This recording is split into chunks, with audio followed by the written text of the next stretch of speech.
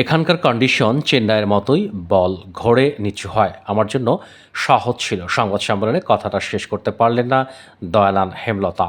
বৈরী আবহাওয়ায় হুট করেই লোডশেডিং। সিলেট আন্তর্জাতিক স্টেডিয়ামে গরমে দেশের অনেক জায়গা থেকেই লোডশেডিংয়ের খবর আসছে, সেটি নতুন কিছু নয়। তবে সিলেটে তখন বৃষ্টি হচ্ছিল, বজ্রপাতের শব্দ টের পাওয়া যাচ্ছিল সংবাদ সম্মেলন কক্ষেও।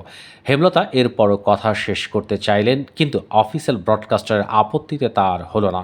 বিদ্যুতের দেখা পাওয়া গেল আরও কিছুক্ষণ পর। তার আগেই আনুষ্ঠানিকভাবে শেষ করে দেওয়া হলো সংবাদ সম্মেলন। হেমলতার কথা হয়তো বাকি থেকে গেল কিছুটা, তবে তার আগেই যা বলার বলে গেলেন।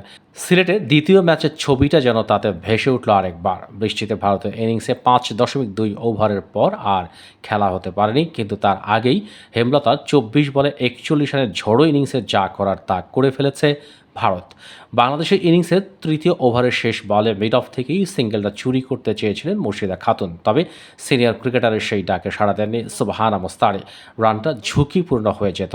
সুবহানা কেন ডাকে সাড়া দিলেন না, এই নিয়ে একটু ক্ষুব্ধই হতে দেখা গেল মুর্শিদাকে। আকার ইঙ্গিতে দুজনের কথা চলার পর শেষ পর্যন্ত যেন নিজের ভুলটাই বুঝতে পারলেন মুর্শিদা। হঠাৎ উত্তেজিত হয়ে গেলেও মুর্শিদা এই ম্যাচে নিজের দায়িত্বটা পালন করেছেন বেশ ভালোভাবেই। মাঝের ওভারে দ্রুত 2 উইকেট পড়ে যাওয়ার পর চাপটা নিজে নিতে চেয়েছেন, গড়তে চেয়েছেন জুটি। শেষ ওভার পর্যন্ত টিকেছিলেন, যদিও শেষ দিকে গিয়ে নাহিদা আক্তার তার ডাকে সাড়া দিতে গিয়েই হয়েছেন রান আউট। মুর্শিদা নিজেও রান আউট হয়েছেন ফ্রি হিটে।